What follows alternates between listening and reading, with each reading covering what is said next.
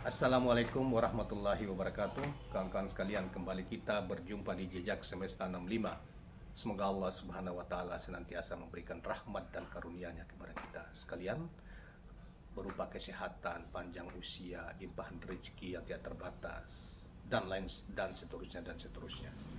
Saudara sekalian, pada kesempatan yang baik ini kita kembali coba untuk mengangkat satu lagi hasil polling yang dilakukan oleh para pendukung Ganjar Pranowo, yaitu Iwan Fals yang pernah kita bikin yang lalu. Ini polling kelihatannya polling yang ketiga yang kemudian beredar di media sosial. Kita bantu melalui video ini untuk kita coba memetakannya. Saudara sekalian, sebagaimana di media kita tahu bahwa di survei-survei yang dilakukan lembaga-lembaga survei yang tentunya mereka sudah juga menjadi konsultan politik di masing-masing kandidat. Misalnya SMRC itu kan sudah menjadi konsultan politik dan pendukungnya Ganjar Pranowo. Nah, kemudian LSI juga demikian di Prabowo. Kemudian ada beberapa lembaga yang lain yang selama ini menominasikan dukungan itu hanya kepada Prabowo dan Ganjar. Mereka rilis survei mereka dan selalu Ganjar Prabowo dan mengabaikan Anies di mana, walaupun realitasnya Anies di mana-mana disambut oleh rakyat yang luar biasa, dan kita cek ke lapangan juga seperti itu. Di mana-mana Anies. Karena memang riwayat Anies ini, rekod Anies ini adalah rekod keberhasilan, rekod kemanusiaan, rekod yang banyak mendapat simpati masyarakat dalam memimpin DKI maupun dalam ketika menjadi pembicara dunia di kelas dunia.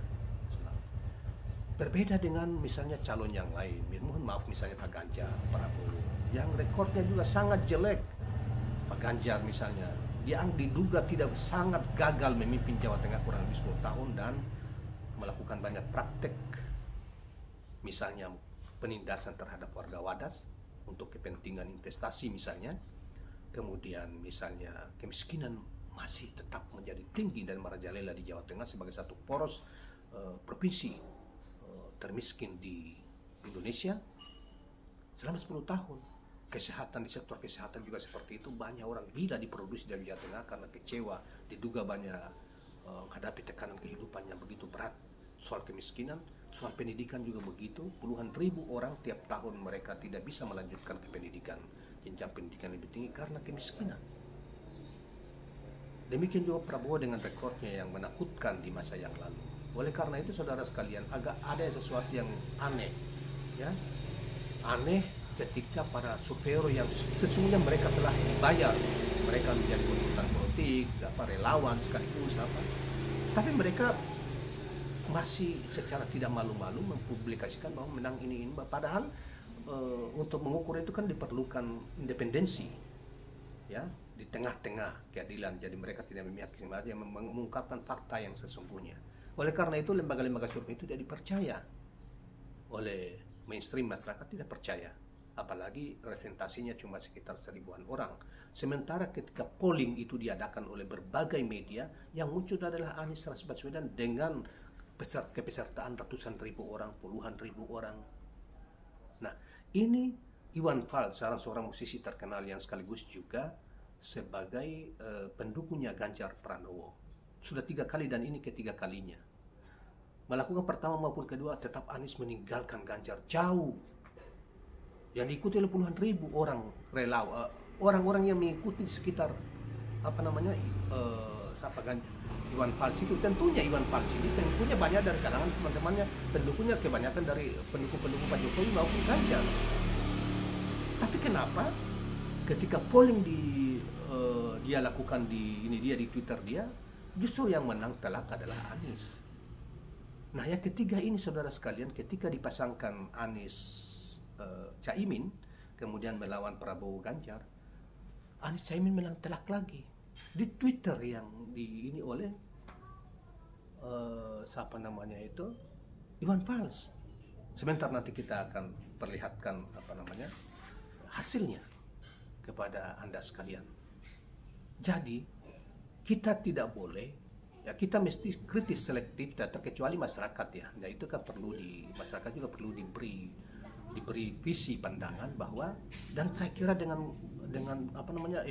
media elektronik yang begini tersebar menjangkau seluruh pelosok-pelosok negeri kita, termasuk juga di handphone dan sebagainya, masyarakat pasti kritik. Walaupun begitu juga supaya mereka jangan fanatik buta yang akan mensyaratkan tentang masa depan mereka ketika pemimpin-pemimpin yang dipilih itu salah pilih karena mereka mereka terjebak oleh fanatisme buta, tipuan dengan uang 100-200 ribu sembako satu kantong, ya, itu akan membuat Indonesia tidak akan maju. Pemimpinnya, karena kualitas pemimpinnya rendah, tidak bisa menyelesaikan masalah, ya.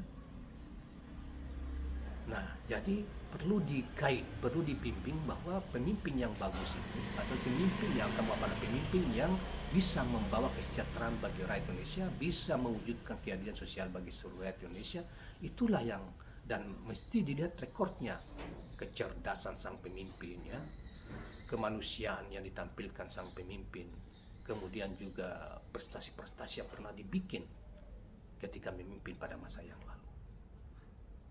Nah, oleh karena itu jangan kita sia-siakan kesempatan pada pemilu ini untuk Indonesia lebih baik di masa depan. Begitu pemilu Pilpres 2024 yang akan datang itu salah menentukan pilihan, maka kita akan sulit untuk bisa bangkit dan sulit untuk mendapatkan pemimpin secemerlang seperti yang tersedia. Yang banyak orang mengatakan itulah Anies Rashid Baswedan. Kalau Anies Rashid Baswedan berpasangan dengan Caimin, ini rasional, masuk akal. Dua-duanya tokoh paduan antara Islam modernis kemudian Islam tradisional, NU dan mereka yang terdidik gitu ya, yang itu diwakili oleh Anies dan lain sebagainya. Oleh karena itu banyak tokoh NU, semantan Ketua PBNU Agi Said Agil Siraj juga sudah bergerak untuk mendukung dua tokoh ini, karena inilah dianggap paling tepat untuk memimpin Indonesia di masa depan. Sekalipun tantangan upaya penjagaan terhadap Caimin dilakukan oleh lembaga-lembaga seperti KPK yang diduga menggunakan lembaga itu untuk menghabisi lawan politik, menjadi orderan bagi kalangan tertentu untuk mencegah lajunya Caimin.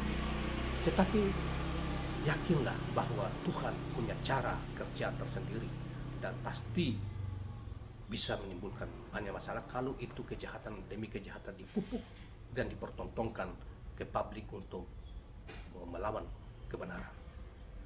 Baiklah kawan-kawan sekalian, marilah kita sudah keluar sedikit dan kita akan tunjukkan, lampirkan hasil survei dari hasil polling dari Iwan Fals yang merupakan pendukungnya Ganjar, tetapi yang tampilkan justru yang menang telak adalah Anies Caimin dibanding Ganjar Prabowo. Oleh karena itu bertentangan sekali lagi dan untuk kesekian kalinya, berpuluh-puluh kalinya, bahwa survei abal-abal yang ditunjukkan oleh para relawan-relawan dan konsultan politik, media, kandidat atau capres yang lain dibantah oleh polling yang diikuti puluhan ribu orang dan menunjukkan kebohongan dan penggiringan opini yang dilakukan oleh pihak-pihak yang menyembunyikan kebenaran dan menampilkan kepalsuan demi nanti bisa saja mereka ciptakan kepalsuan baru sebagaimana pada pemilu-pemilu sebelumnya. Demi apa? Uang dan kuasa. Rakyat tidak boleh diam dan harus mencermati ini. Bila nasib Indonesia ini lebih baik dan lebih sejahtera, lebih merata di masa depan, tentukan pilihanmu dengan tepat. Terima kasih kawan-kawan sekalian. Jangan lupa subscribe, like, dan share channel ini. Assalamualaikum warahmatullahi wabarakatuh.